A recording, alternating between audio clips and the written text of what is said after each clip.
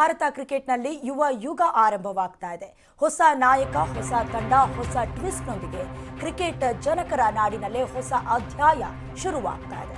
ಭಾರತ ಕ್ರಿಕೆಟ್ನಲ್ಲಿ ಹೊಸ ಯುಗ ಆರಂಭವಾಗ್ತಾ ಇದೆ. ಹೊಸ ನಾಯಕ, ಹೊಸ ತಂಡ, ಹೊಸ ಟ್ವಿಸ್ಟ್ನೊಂದಿಗೆ ಕ್ರಿಕೆಟ್ ಜನಕರ ನಾಡಿನಲ್ಲೇ ಹೊಸ ಅಧ್ಯಾಯ ಆರಂಭವಾಗ್ತಾ ಇದೆ.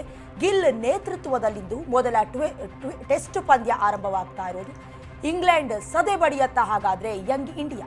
ಕೊಹ್ಲಿ, ರೋಹಿತ್ ಇಲ್ಲದೆ ಮೊದಲ ಪಂದ್ಯ ಕನ್ನಡಿಗ ಕರುಣ್ ನಾಯರ್ಗೆ ಒಲಿಯತ್ತ ಅದೃಷ್ಟ. 18 ವರ್ಷಗಳ ಬಳಿಕ ಇಂಗ್ಲೆಂಡ್ನಲ್ಲಿ ಸರಣಿ ಗೆಲ್ಲತ್ತ ಭಾರತ ಕ್ರಿಕೆಟ್ ಜಗತ್ತು ಈಗ ಯಂಗ್ ಇಂಡಿಯಾ ಆಗಿ ಪರಿವರ್ತನೆ ಆಗಿದೆ. ಹೊಸ ನಾಯಕ, ಹೊಸ ತಂಡ, ಹೊಸ ಟೆಸ್ಟ್ ಅಧ್ಯಾಯ ಶುರುವಾಗ್ತಾ ಇದೆ.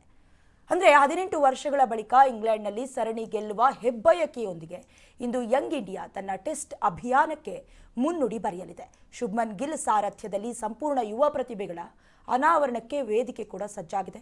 ಕನ್ನಡಿಗ KL ರಾಹುಲ್ ಜೈಸ್ವಾಲ್ ಇನ್ನಿಂಗ್ಸ್ ಅನ್ನು ಆರಂಭಿಸುವುದು ಖಚಿತ. ಹಾಗಂತ 3ನೇ ಕ್ರಮಾಂಕದಲ್ಲಿ ಹೊಣೆಗಾರಿಕೆಯನ್ನು ನಿಭಾಯಿಸುವ ಆಟಗಾರ ಯಾರು ಅನ್ನೋದು ಇನ್ನೂ ನಿಗೂಢವಾಗಿದೆ. ಹಾಗೆ ನೋಡಿದರೆ ಕರುಣ್ ನಾಯರ್ಗೆ ಅವಕಾಶದ ಸಾಧ್ಯತೆಗಳು ಹೆಚ್ಚಾಗಿ ಕಂಡು ಬರ್ತಾ ಇದೆ.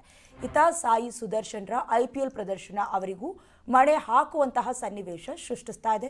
ಉಳಿದಂತೆ ಬ್ಯಾಟಿಂಗ್ ಆಲ್ರೌಂಡರ್ ಸ್ಥಾನವನ್ನು ತುಂಬುವ ಆಟಗಾರರಲ್ಲಿ ನಿತೀಶ್ ಕುಮಾರ್ ರೆಡ್ಡಿ ಹಾಗೆ ಅಭಿಮನ್ಯು ಈಶ್ವರ್ ನಡುವೆ ಪೈಪೋಟಿ ನಡೀತಾ ಇದೆ. ಇಂಗ್ಲೆಂಡ್ನ ವೇಗ ಪಿಚ್ನಲ್ಲಿ ಕರಾಮತು ಮಾಡೋದಕ್ಕೆ ಬೂಮ್ರಾ ಜೊತೆ ಸಿರಾಜ್ ಸಜ್ಜಾಗ್ತಾ ಇದ್ದಾರೆ.